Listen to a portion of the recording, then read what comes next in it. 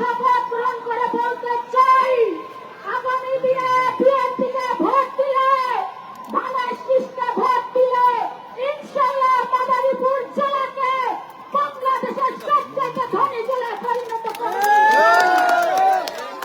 গণঅভ্যুত্থানে আমার তরুণ ভাই ও বোনেরা যেভাবে ভূমিকা রেখেছে, ইনশাআল্লাহ আগামী দিনে আমাদের তরুণ ভাই বোনেরা একটি সুন্দর রাষ্ট্র গড়ে তোলার ক্ষেত্রে তারা কেমনই ভূমিকা পালন করবে।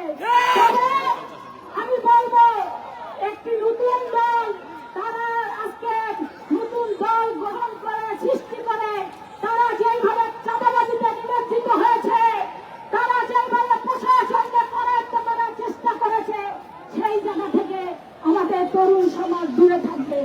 কারণ তারাই হচ্ছে আমাদের আগামী দিনের ভবিষ্যৎ। এই বাংলাদেশ তাদের নেতৃত্বেই গড়ে উঠবে।